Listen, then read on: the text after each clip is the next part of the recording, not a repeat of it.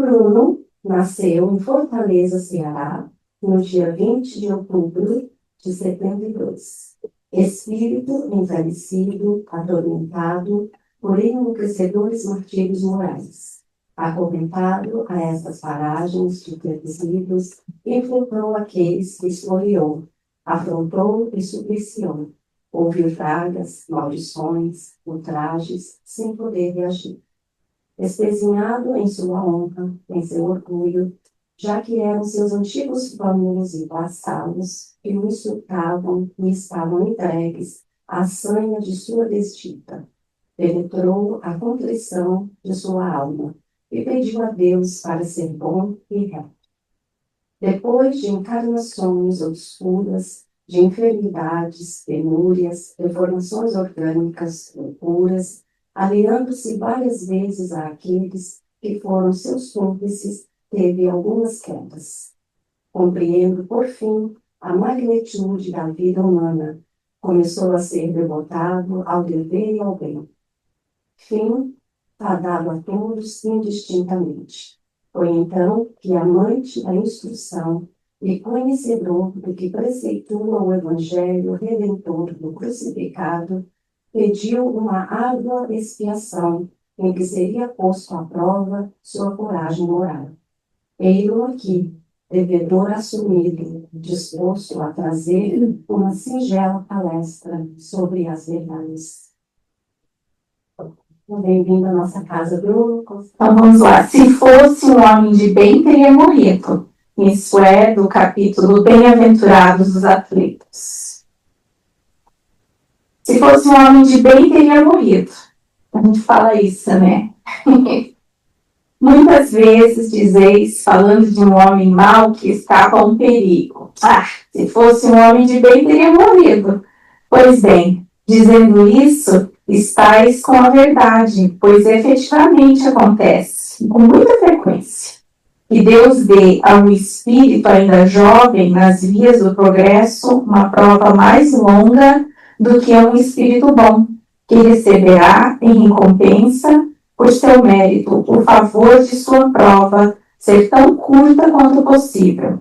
Assim, pois, quando vos servis esse axioma, não duvideis que blasfemais. Se morre um homem de bem, e ao lado de sua casa está de um mal, logo dizeis, antes tivesse sido aquele. Estais em grande erro, pois aquele que parte cumpriu sua tarefa, e o que fica talvez não a tenha sequer começado. Porque desejarias então que o mal não tivesse o tempo de acabá-la e que o outro permanecesse ligado à gleba terrestre? Que diríeis de um prisioneiro que tivesse cumprido sua pena e que fosse retido na prisão enquanto se desse liberdade a um que não tinha esse direito? Ficar cientes, pois, que a verdadeira liberdade está no rompimento dos laços do corpo e que, enquanto estiverdes na terra, estareis em cativeiro. Muito bem. Boa tarde a todos aqui no Brasil. Para vocês também já deve estar chegando o início da tarde. É uma satisfação imensa podermos estar convosco nessa reunião fraterna, nessa exposição pública doutrinária, onde preferimos hoje deixar, como antigamente nas catacumbas, as aberturas dos papiros, dos pergaminhos e os comentários feitos de forma natural. Então, como hoje foi aberto ao acaso, mas é assim que os espíritos desejam, a gente faz uma breve abordagem e depois nós abrimos, conforme a irmã Cris disse, para perguntas e respostas sobre o capítulo, sobre quaisquer temas que haveis mister e todos vós desejais assim fazer. Perguntas, enriquecer o encontro, até mesmo refutar qualquer coisa que aqui nós digamos que estejam contrárias à doutrina espírita e ao Evangelho de Jesus. Então é uma satisfação imensa podermos estar com vocês mais uma vez, com a assistência dos benfeitores, do Centro Espírita Allan Kardec, na cidade de San Diego, no estado da Califórnia. Pois bem, foi aberto o capítulo 5º do Evangelho. É o maior capítulo do Evangelho segundo o Espiritismo. Não poderia ser diferente, porque Allan Kardec pegou o prólogo do Sermão da Montanha, que são as bem-aventuranças, e colocou-as em ordem. Depois tem outras temáticas a seguir. Mas, como dizia Mohandas Karachand Ganji, esse homem que libertou do jugo da Inglaterra mais de 400 milhões de indianos, ele colocou certa feita com propriedade que se na humanidade todos os livros fossem queimados e sobrassem somente o Sermão da Montanha, nada se teria perdido. E nós estamos hoje com o prólogo do Sermão da Montanha, ou seja, o início deste sermão, e segundo Mateus, Jesus desce do monte, e segundo Lucas, Jesus sobe ao monte. Pouco importa se ele desceu ou subiu, mas ele promulgou as bem-aventuranças em um cântico. E hoje nós abrimos nos bem-aventurados os aflitos, porque serão consolados. Em algumas traduções, pode ser bem-aventurados os que choram, porque serão consolados. Em outras, bem-aventurados os que sofrem, porque serão consolados. Então, esse capítulo, ele nos traz reflexões, porque remete-nos à dor, ao sofrimento, como sendo sinônimos. Nós não entraremos aqui no neologismo de que dor e sofrimento são palavras diferentes. Significam a mesma coisa. Alguns autores espirituais usam dor, como Joana de Ângeli, por exemplo, através de Divaldo Franco. Emmanuel usa dor, Leon Denis usa dor e sofrimento. Então, são sinônimos. E a dor, ela é a purificação suprema, ela é uma escola em que se aprende a paciência, a resignação e todos os deveres austeros que nós, os encarnados, precisamos para evoluir. Dentro do próprio capítulo 5º, um pouco antes, existe as causas atuais das aflições. E passa despercebido uma frase em que o nosso preclaro codificador Allan Kardec assim cita: poucos sabem da necessidade de sofrer para ser feliz. Ele diz isso porque nós encontramos, no mínimo, na 242 do Livro dos Espíritos, na 340, na 842, umas 6 vezes a frase dos Espíritos dizendo que a Terra é um exílio temporário. Nós não gostamos de ficar em um exílio. Joana de Ângeli chama a Terra de um cárcere disciplinar, porque é aqui que nós devemos nos ajustar diante das leis divinas. Dentro dos 8 planetas que existem no Sistema Solar, catalogados pela União Americana Astronômica em 2006, porque Plutão fazia parte, este planeta não, e tiraram Plutão por várias razões que aqui não caberia comentar, mas pegando somente os 8, de Mercúrio a Netuno, a Terra é o único planeta que não alcançou a regeneração. Todos os outros planetas já são regenerados, ou seja, todos os outros planetas de Mercúrio, tirando a Terra até Netuno, as criaturas já amam incondicionalmente. Esse amor preconizado por Jesus onde não há diferença de classes sociais, de etnia, não há diferença de moralidade, amando uns aos outros, conforme o mandamento que Jesus trouxe como sendo novo. Porque no Deuteronômio, no Velho Testamento, já há a frase: amai a Deus sobre todas as coisas e ao próximo como a si mesmo. Jesus trouxe em João um novo mandamento. Um novo mandamento vos dou: amai-vos uns aos outros como eu vos amei. Então, o amor que nós estamos aqui falando para todos nós é este amor onde não há retribuição, onde nós não devemos esperar troca, sequer a compreensão do próximo. É o amor que, sem dúvida, os contribuintes, os frequentadores e trabalhadores de San Diego já vivem, acredito eu. Pois bem, como estamos falando do capítulo 5, Bem-aventurados os aflitos, a gente fica questionando sobre a dor no nosso planeta Terra. A dor é um bem? A dor é um mal? Muitos podem fazer esse questionamento. Porque se a dor é um bem, por que a gente considera como algo indesejável? Nós não gostamos de sofrer. E se ela é um mal, por que Deus fez dela o patrimônio comum da humanidade? Porque todas as criaturas do planeta sofrem. Será que a dor é uma punição? Um castigo? Então, como é que a gente explica que atinja a dor tanto os bons e como também os justos não escapem delas?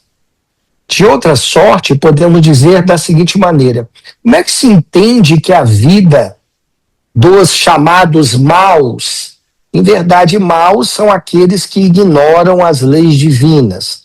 Porque como estamos num universo relativo, tudo é dual, né? Bem, mal, claro, escuro, preto, branco. Então, nós dividimos a mente dualmente, infelizmente. A mente ainda não se aquietou o suficiente para andar em unidade, una com o Pai. Então, como é que se pode entender que a vida dessas pessoas que nós chamamos más, se não sempre, muitas vezes ela transcorra menos árida e penosa do que aqueles que procuram viver segundo a justiça divina? Também é outro questionamento que nós trazemos e ficamos pensando: uau, como podemos responder isso? Isso se dá porque os bons aqui na Terra, eles padecem muito mais acerbadamente do que aquelas pessoas que são perversas, devido ao nosso planeta ainda ser um planeta que não alcançou totalmente a regeneração. Abrimos um parênteses. Nós não nos encontramos mais no mundo de provas e expiação. Nós nos encontramos já no mundo de regeneração. Informação dos Espíritos, Joana de Ângeles em 2006, Bezerra de Menezes em 2010. Só que nós estamos, vamos fazer uma analogia. Quando dá meia-noite, ainda é o dia de hoje, que nós nos encontramos, 15 de março. Quando dá 00:01, já é 16 de março. 00:02, 00:59. Só que ainda é escuridão.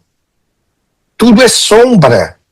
Então nós encontramos-nos no primeiro período, nos primeiros minutos, ou podemos dizer nas primeiras horas da regeneração. O fim dela acontecerá no próximo fim desse milênio que se inicia. Mas isso não impede que cada um, já que a felicidade não é desse mundo, mas é um patrimônio nosso, desde já procurarmos buscá-la. E não adianta buscá-la no exterior, porque essa felicidade encontra-se dentro de cada criatura. Quando nós falamos de Deus, nós sempre procuramos um Deus transcendente. E sempre foi assim dentro do monoteísmo. A Igreja Católica é monoteísta. A Igreja Protestante, com as suas mais de 30 mil seitas no Ocidente, são monoteístas. Os ubandistas são monoteístas. Nós, os espíritas, somos monoteístas. Os muçulmanos são monoteístas. Agora, quem de nós poderá dizer que nós somos monistas? Porque os monoteístas veem somente o Deus transcendente, o Deus lá, como se houvesse um espaço, como se houvesse um tempo. Quando não, vemos um Deus antropomórfico. Fora de San Diego, você já deve ter ouvido falar no meio espírita que esse Deus que nós consideramos inconsciente, antropomórfico, a gente usa um jargão assim no meio espírita, fora de São Diego. Eu vou fazer muitas coisas boas para adquirir bônus horas do outro lado da vida. Você já deve ter ouvido falar dessa frase fora de San Diego. É uma frase equivocada, porque quando nós dizemos assim, nós estamos procurando fazer uma barganha, como se nós, com Deus, fazendo bem, ele tivesse como nosso devedor e nós credores nos trazer bônus horas de bem-estar, como se fosse uma troca. E a gente diz isso sem pensar. Por isso a palavra merecimento, ela tem que ser muito bem cuidada quando falada dentro da doutrina espírita, porque ninguém merece nada de Deus. Na parábola que Jesus fala dos trabalhadores da vinha, aqueles que foram chamados 6 horas da manhã e os que foram chamados às 18 horas, receberam cada um denário. E o que entrou 6 horas da manhã se achou no direito de receber mais. Só que o próprio Jesus diz, eu nada fiz de injusto, porque nós sempre trazemos essa parábola para as questões do mundo, como nós trazemos muitas questões para nós. E a dor, nós queremos nos livrar delas. Quem pensa isso são ainda as almas neófitas, ou seja, aquelas que, podemos dizer, tateiam nas trevas dos erros lamentáveis, que cometem atrocidades, ainda são absorvidas pelo sorvedouro da ignorância das leis divinas. Já as pessoas boas, elas são aquelas que são arrependidas de muitos delitos praticados contra o próximo em reencarnação passada. São os demandos. E aí elas se comprometeram a proceder nessa existência, na arena terrestre, disseminando o bem, mas recebendo o mal dos beneficiados. Parem para pensar. Todas as criaturas que realizam o bem não passam impunes na Terra. Elas recebem sempre o mal daqueles que beneficiam. Planta rosas e colhe espinhos.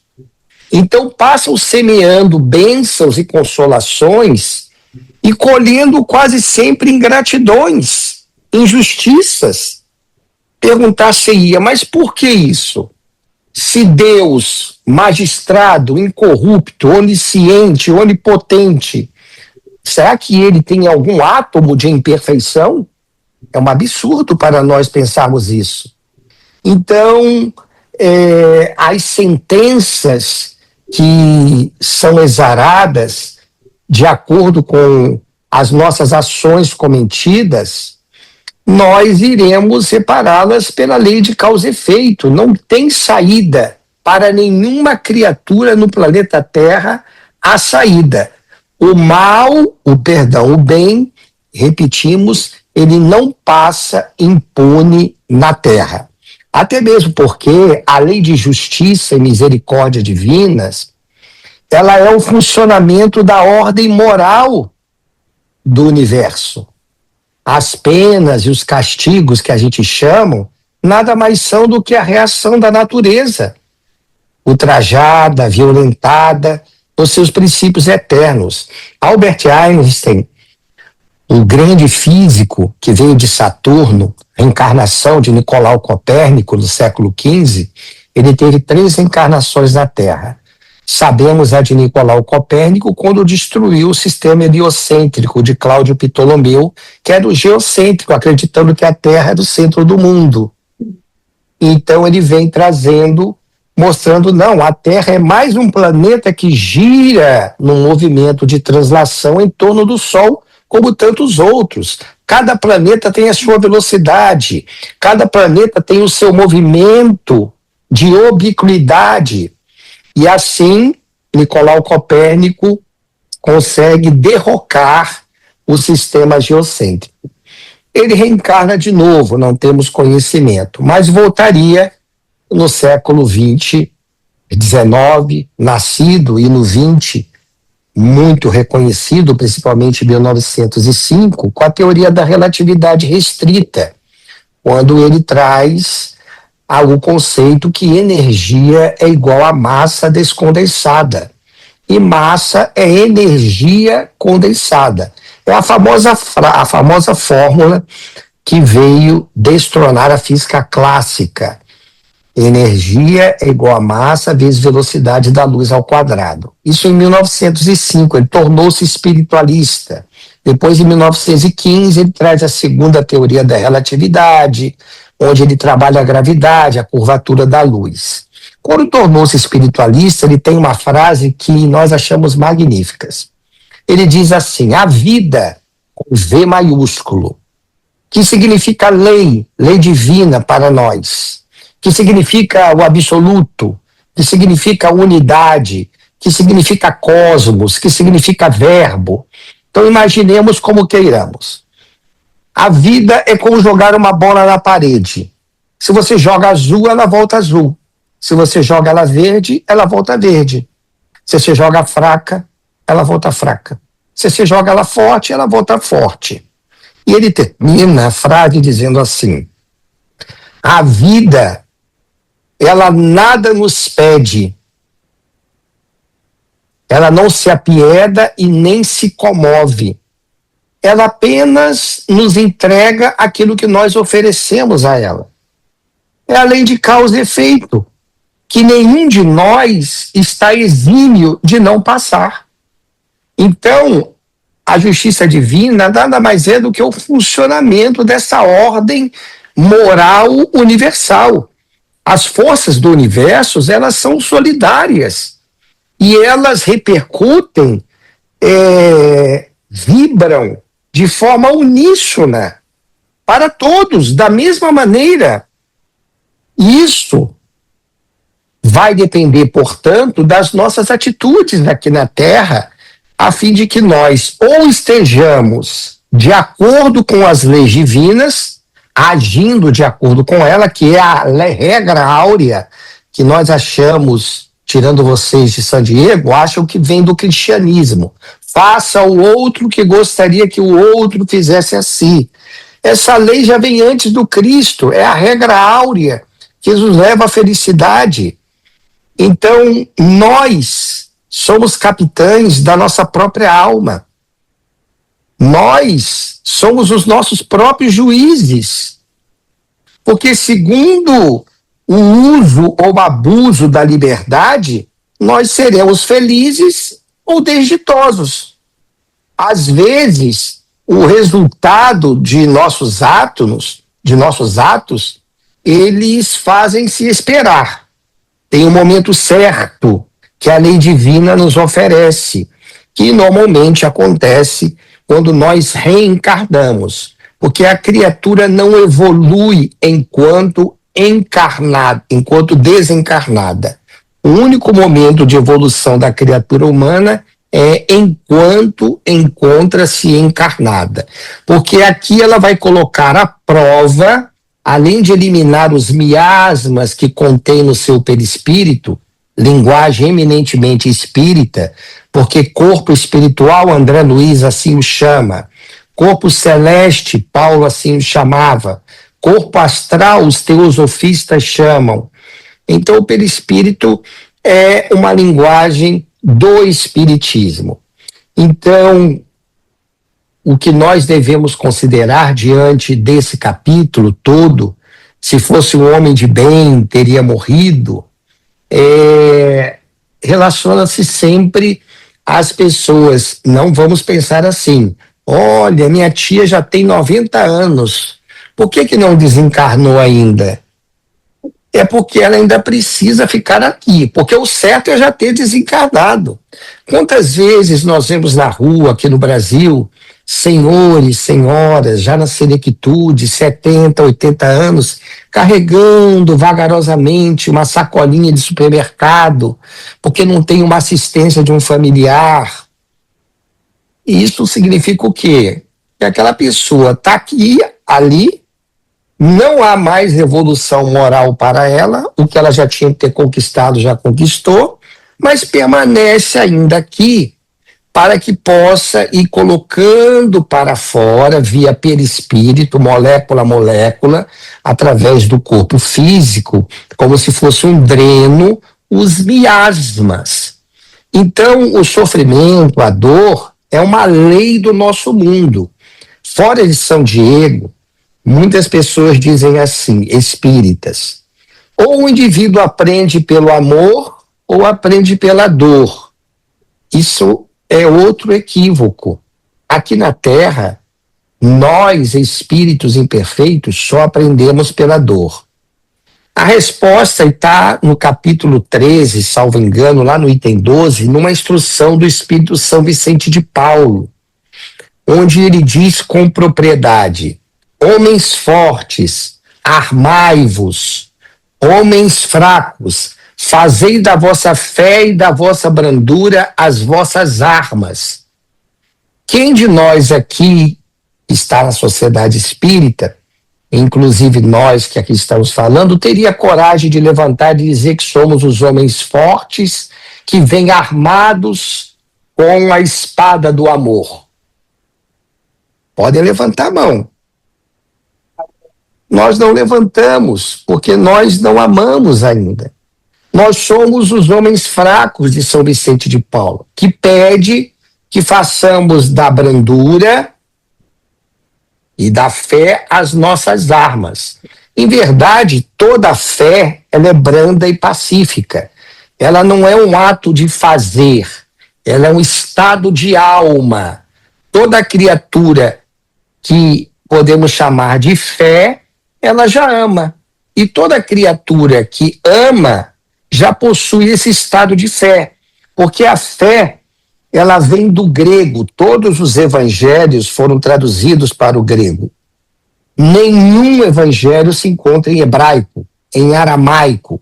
Aquelas cópias que Mateus fazia e entregou e recebeu de presente, entregou a Rabban Gamaliel I, que foi o preceptor de Paulo de Tarso, e antes de desencarnar, ele passou a Paulo, foi escrito em aramaico, mas são poucas anotações. Os 4 evangelistas, na ordem, Marcos, Mateus, Lucas e João, embora no Novo Testamento esteja Mateus, Marcos, Lucas e João, Marcos escreveu o primeiro evangelho. Todos em grego. E a palavra fé, do grego, significa pistis. Quando São Jerônimo foi traduzir para a Vulgata Latina, ou seja, para o latim, a pedido do Papa Damásio, no ano de 384 da nossa era, ele viu que o verbo substantivo fé, ele tinha outro radical, era fides, e do grego era pistis. Então os radicais eram diferentes, o que fazer? Ele não tinha como fazer uma tradução cujos radicais eram diferentes. Aí ele coloca no latim a palavra credere, que traduzida para a nossa norma culta portuguesa significa crer. Mas crer é uma experiência emocional. O indivíduo hoje crê porque anda com um grupo ali e aí absorveu aquela conversa. Amanhã ele está com outro grupo e acredita naquilo. E assim ele vai pululando, acreditando um pouco em cada coisa, sem ter esse estado de alma, porque a verdade é o conhecimento justificado. Quando a gente diz assim, eu acho que é um direito que nós temos de falar, é uma opinião. E quando nós vamos estudar a epistemologia platônica, a opinião, que significa doxa, é um direito que nós temos de achar alguma coisa. Mas isso não significa que seja uma verdade. Porque a verdade é o conhecimento justificado. Eu preciso de subsídios para defendê-la. Fulano pode trazer uma verdade, Beltrano pode trazer outra verdade. Vamos, então, trazer essas duas verdades comparando-as e ver qual delas é a verdade maior, que mais se aproxima das leis divinas, embora as duas sejam as verdades, duas verdades. Mas a gente sempre costuma usar a palavra eu acho, que é uma opinião, e eu acho não é verdade, é opinião segundo a epistemologia platônica.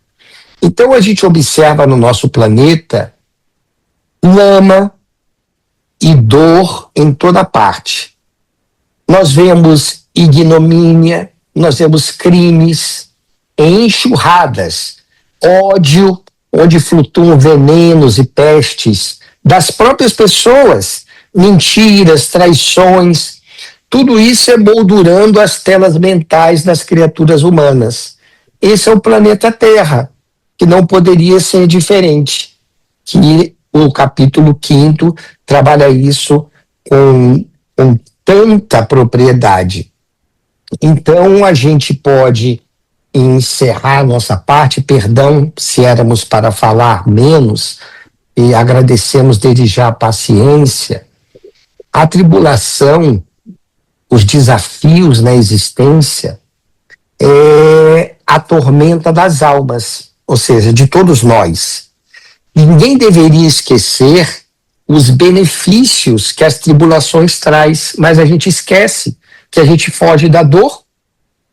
Quando a verdade brilhar no caminho das nossas atitudes, no caminho das criaturas terrenas, nós vamos ver que os obstáculos e sofrimentos não representam aquele espantalho que a gente tenta fugir a todo momento, arrumando bengalas psicológicas. Alguns vão para as drogas, outros vão para a sexolatria, outros procuram suicídio, a maioria de nós vem para os queixumes, mas aí nós vamos vendo que as dores e os sofrimentos, eles são quadros preciosos, são lições sublimes que nós, aprendizes ainda, criaturas imperfeitas, de forma sincera, não podemos esquecer. Diga para nós, é uma pergunta que fazemos, mas cada um intimamente faça a sua resposta. O que seria de uma criança se não tivesse a experiência? Então, o que será de nós espíritos sem a necessidade? Fora de San Diego, tem pessoas que dizem assim, o meu espírito hoje não está bem. Aí uma pessoa que filosofa diria, olha, se o seu espírito não está bem, onde é que está você? Aí outra pessoa ia pegar olhando para ela, sem entendeu.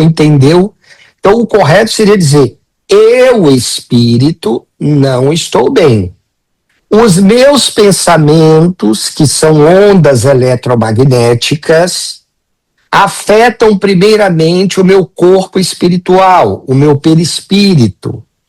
E, obviamente, molécula a molécula, ele vai desajustar o meu sistema límbico, que está relacionado às emoções, vai acionar o meu hipotálamo, a minha hipófise, a minha glândula suprarrenal, vou jogar adrenalina e cortisol na corrente sanguínea, que são os dois hormônios do estresse.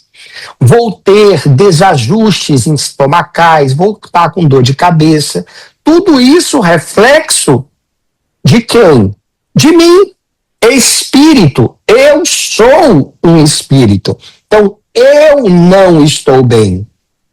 Então, numa prece, por exemplo, que nós, os espíritos aqui presentes, encarnados e desencarnados, possamos ter uma boa reunião, que nós, os espíritos, possamos absorver os fluidos vitais. Não é que nosso espírito, se é nosso, é como se fosse nosso cachorrinho. Cadê eu? Onde é que está eu? Onde é que eu estou? Então, sou eu o espírito. A gente fecha dizendo que as aflições, as dificuldades, as lutas que todos passamos, porque todos sofrem na Terra, basta apenas saber sofrer, são forças que nos compelem à dilatação de poder, para que nós alarguemos o nosso caminho rumo à redenção. O que é essa redenção? É essa remissão psíquica, é fechar o ciclo das reencarnações, que do sânscrito, fechar o ciclo de samsara, porque na raiz de qualquer tipo de sofrimento sempre será encontrado o seu autor, ou seja, o próprio espírito que se conduziu ou conduziu-se erroneamente na existência passada, causas anteriores das aflições, ou muitas das vezes nessa, causas atuais das aflições, trocando o mecanismo do amor pela dor, no processo da sua evolução. Então, a fim de nós apressarmos a nossa recuperação, o que nós temos que fazer é inverter a ordem dos acontecimentos, sendo a dor o meio de nos levar de volta ao amor. Joana de Ângeles, leiam qualquer literatura dela. Ela nunca diz ir a Deus. Ela sempre diz voltar a Deus. Ou seja, então que a dor seja o meio de voltarmos ao amor, porque Deus é amor, cuja trilha se faz plena para aqueles que a compreendem. Então a dor é uma esmola, queridos irmãos e queridas irmãs, que o Senhor nos manda a nós, ainda chamados, não escolhidos, e ai do pobre que ao recebê-la não bendiz a mão que nos dá com tanta caridade. Seria essa a nossa premissa inicial e deixamos aberto a vocês para perguntas e respostas, se melhor vos aprouver, obviamente. Qual a sua visão com relação, tudo bem, sofrimento, né? Sofrer pela dor ou pelo amor, nós entendemos que, então, ainda no estado que nós estamos ainda, a gente não tem como ir tanto pelo amor ainda. Mas qual a sua visão com relação à martirização? Porque nós temos, às vezes, a tendência de, meu Deus, que tudo é sofrimento, escolher sofrimento, isso e aquilo. Qual o cuidado que a gente tem que ter com relação a isso? Muito boa pergunta. A dor faz parte desse planeta em que nós vivemos. Isso é incontestável. Agora, nós não precisamos procurá-la. Quando nós não façamos, aliás, se pudéssemos fazer como São Crisóstomo fazia, ele dizia em suas preces, em suas rogativas: não me deixe, Deus, um dia sequer sem sofrer. É porque ele entendia que o sofrimento ele traz a paciência. E a paciência produz a esperança. Quando o problema está em nós, enxergarmos a dor como um mal. Então, não é martirizarmos-nos, nós, nas nossas rogativas, dizermos que esteja eu pronto para os desafios aos quais Senhor Deus, chamemos o Criador da melhor maneira que nos aprouver, que os desafios, quando chegarem, eu possa encará-los de frente, com serenidade, com calma, com paciência, com parcimônia, porque os desafios nós não precisamos procurá-lo. Eles se nos apresentam. A lei divina nos traz os desafios. Então, não que eu precise me martirizar, ir atrás da dor, ir atrás de desafios. Ninguém precisa ir atrás de desafio. Os desafios se nos apresentam diariamente. Começa dentro do lar, no convívio dos cônjuges, do pai com o filho, do irmão com a irmã, ou dos parentes aos quais nós vivemos, no ambiente de trabalho, no trânsito. Os desafios se nos apresentam diariamente. Então, é um momento em que nós devemos vivê-lo. A questão é que nós criamos uma imagem. Helena Blavatsky, que é a mãe da teosofia, ela tem uma frase na obra Voz do Silêncio magnífica. Ela diz assim: a mente é a maior assassina da realidade, com R maiúsculo. Realidade, Deus, criação, cosmos, como queiramos chamar. Porque a nossa mente, ela sempre nos traz, vamos pensar assim, pensamentos condicionados. A gente pensa por imagem. Quando eu vejo o meu marido, eu não vejo o meu marido como ele é, por incrível que possa parecer. Tirando vocês de San Diego, a esposa vê o marido, a imagem de como deve ser um marido. E quando o marido se comporta em desacordo com aquela imagem que ela criou, condicionada, ela passa a detestar, fica mal-humorada. Quando nós enxergamos uma árvore, nós não vemos uma árvore como ela é. Mesmo alguém que nunca tenha visto na natureza uma árvore, tenha aprendido na escola e nunca tenha visto a natureza. Isso não importa. Mas quando nós vemos a árvore, nós vemos a imagem daquilo que nós aprendemos condicionalmente sobre a árvore. Nós não a vemos como ela é. Ou seja, a natureza. Porque, como dizia o grande, para nós, um dos dois maiores filósofos da humanidade, Baruch Spinoza, Deus sive in natura, do latim. Isso é em português. Deus, isto é, natureza.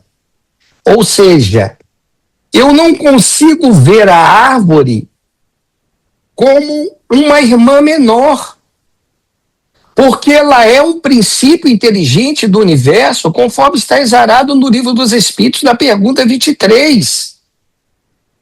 E ela está naquela fase evolutiva. Francisco chamava os animais de irmãos menores. Nós não chamamos as nossas células de irmãs menores. Deveríamos chamar as nossas células de irmãs menores, vendo-as como elas são.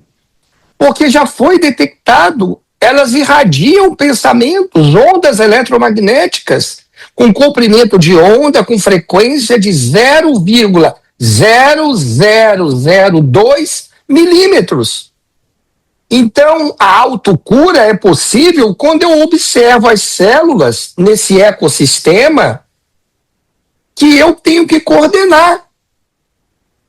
Então, quando a gente começa a ver esse todo, a gente não vai atrás dos martírios, não vai atrás dos sofrimentos, das dores, do que nós chamamos problemas, mas são desafios.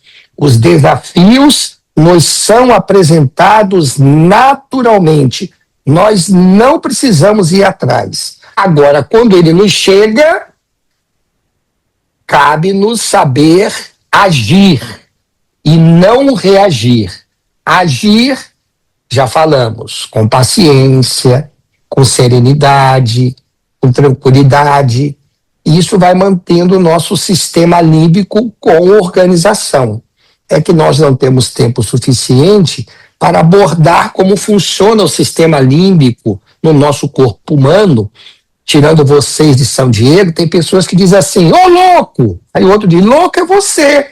Quando a pessoa já responde louco é você, já aconteceu em milésimos de segundos as informações que são chegadas ao tálamo, que são duas glândulas situadas nos dois lados do diencéfalo, que foram mandada a informação, ô louco, para os dois tálamos e, ao mesmo tempo, para o córtex frontal, que é o que faz agora vocês raciocinarem.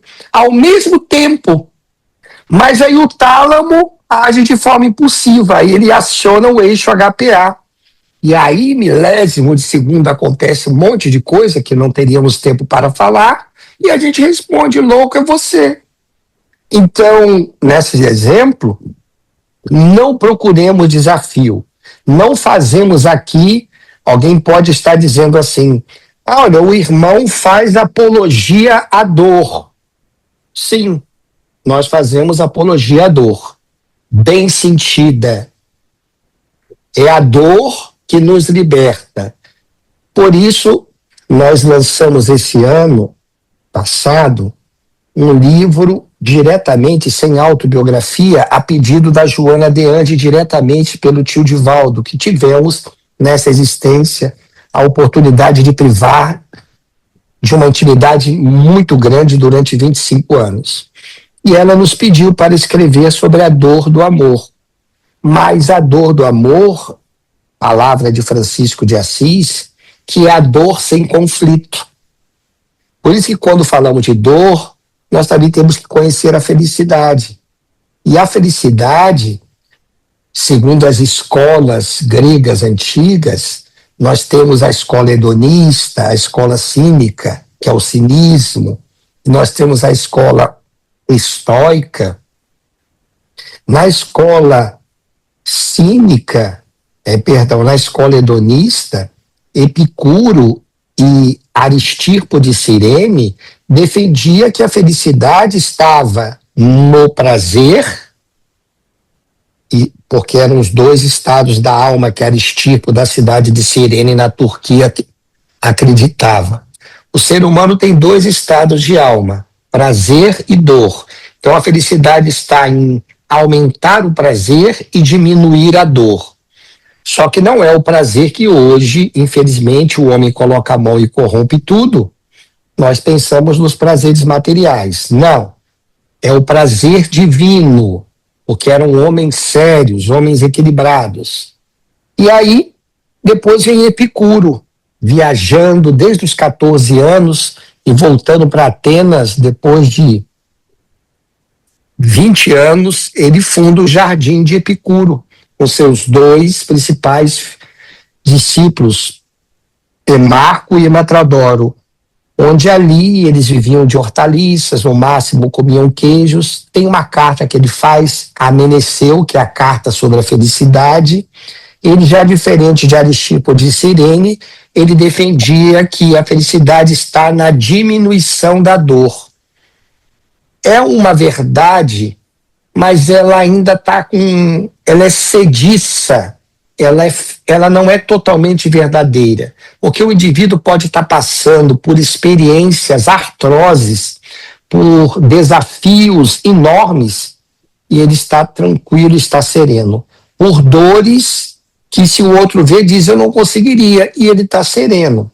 Então a felicidade não está na diminuição da dor, está nesse estado de alma em que a criatura está em fidelidade. Por isso que piustes, do grego fé, significa fidelidade. Perguntar-se-ia, fidelidade a quê?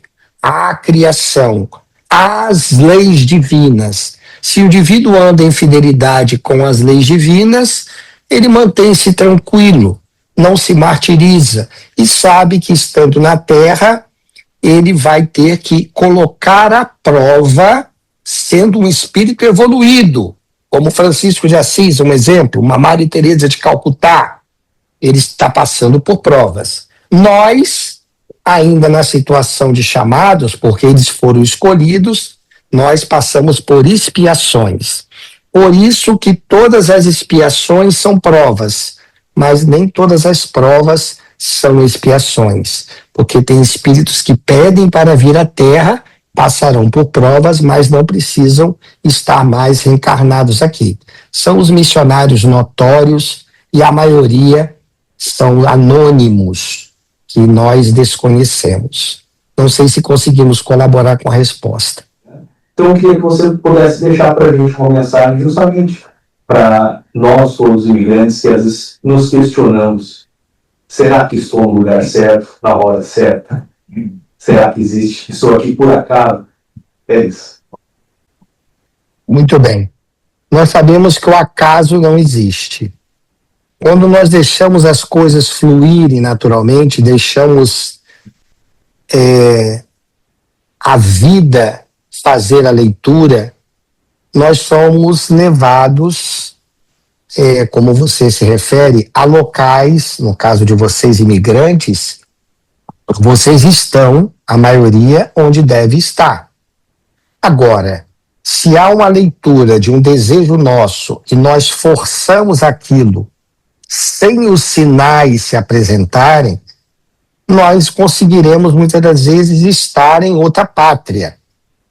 Mas vai chegar um momento que nós vamos ter que voltar para o local de origem, de onde nós saímos, ou ir para outro local.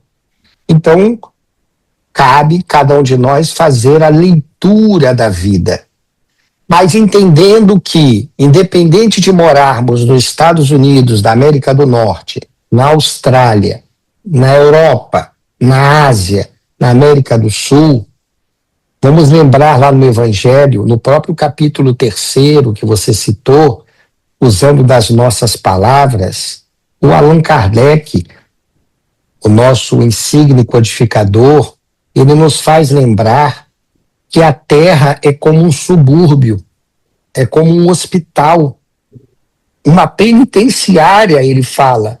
Ele chega a dizer um sítio malsão.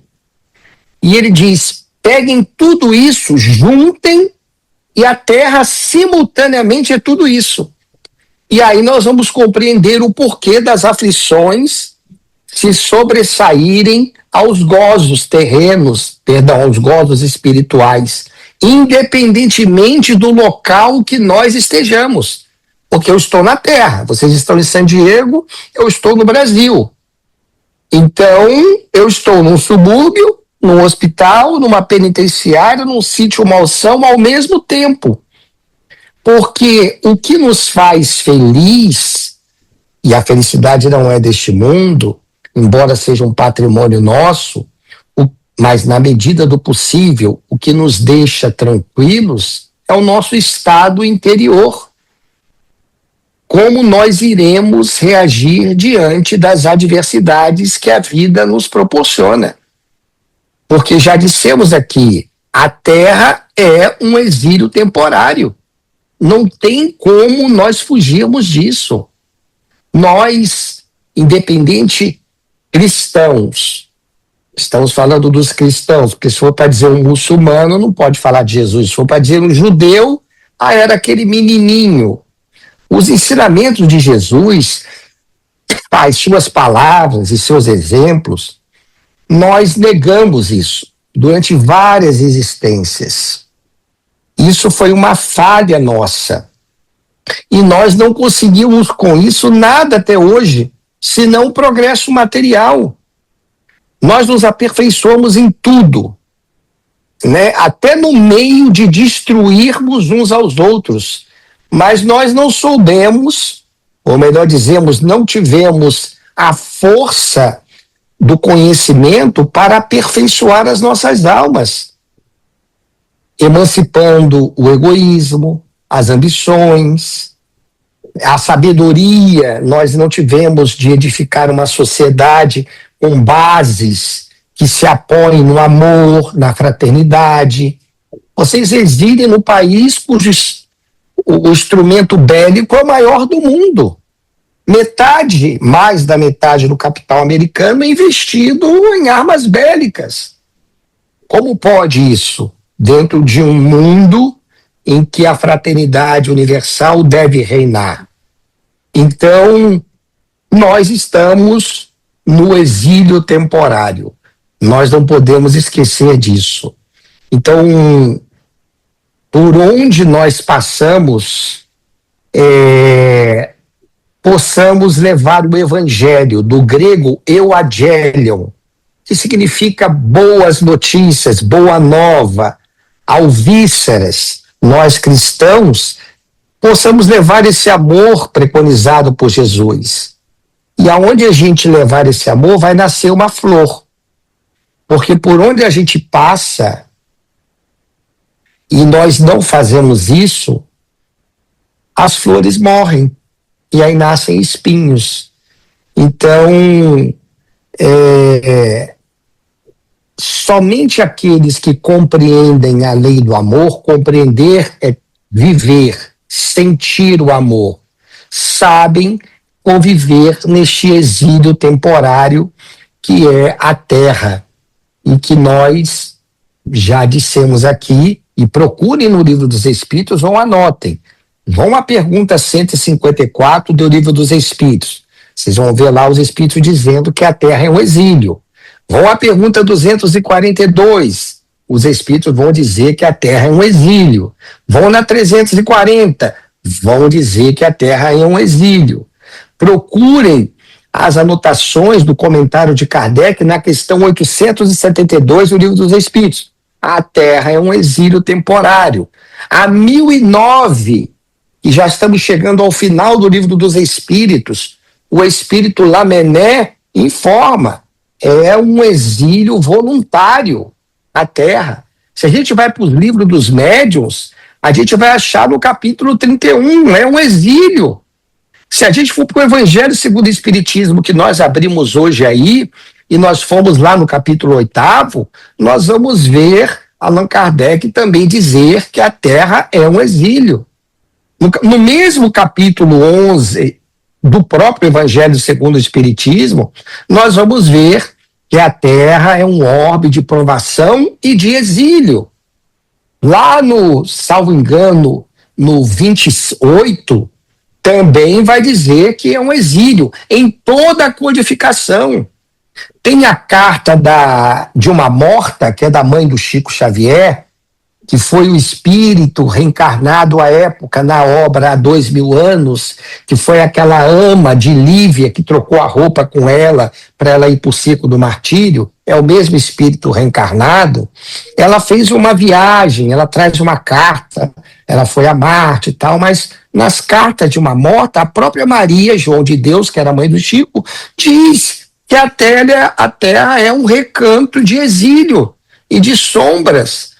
Então, em todos os cantos, nós podemos estar nos Estados Unidos, da América do Norte, estamos aqui no nosso América do Sul, com os nossos estados, os países latinos ao redor, posso estar na Oceania. Enquanto nós não procurarmos esta paz interior, como diz a 919 de O Livro dos Espíritos, qual a melhor maneira e a mais eficaz do indivíduo se tornar melhor, domando as suas más inclinações? Kardec perguntou, os espíritos disseram, um sábio da antiguidade já vos disse, estava se referindo a Sócrates, num diálogo que ele teve com Eutidemo, conhece-te a ti mesmo. É o gatafunho que está na entrada do templo de Delfos, Gnotes Elton. Então, conhecendo a nós mesmos, nós nos libertamos, independentemente do local em que nós nos encontramos, imigrantes ou morando na terra, no povo ao qual nós nascemos. Não sei se conseguimos ajudar.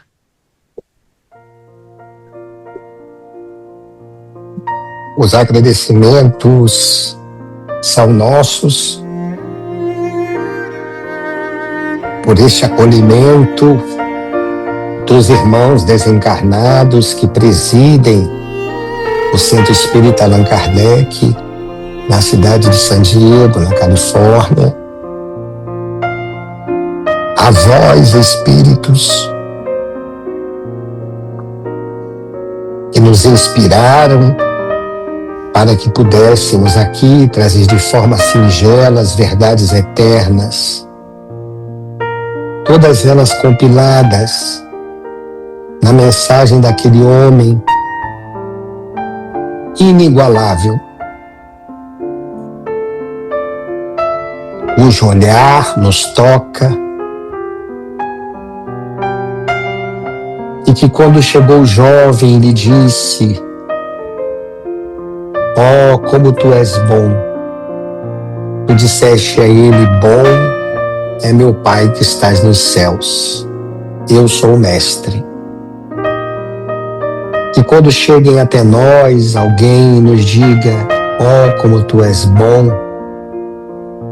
digamos: "Bom é meu Pai que estás nos céus. Jesus, o Cristo, o Cordeiro de Deus, é meu Mestre. Eu ainda sou um espírito galgando na estrada cheia de espinhos e agradeço por tê-los em meus pés, sangrando, porque provavelmente, se não fossem eles, eu cairia no abismo da insânia, cometendo os mesmos desmandos de outrora. Rendemos graças, então, a essa doutrina magnífica chamada Espiritismo, que vem reviver o Evangelho de Jesus, principalmente a sua moral. Ser espírita é ser cristão. Que possamos, então, sermos homens crísticos nessa fraternidade universal, olharmos uns aos outros e uns para os outros como verdadeiros irmãos, criaturas, sejam em quaisquer reinos da natureza que estejamos estagiando, desde o mineral até o hominal, rumo ao angelical, onde todos nós estamos fadados mais cedo ou mais tarde. Nossas gratulações fraternas e, mais uma vez, gratidão pela paciência de todos vocês. Fiquemos em paz.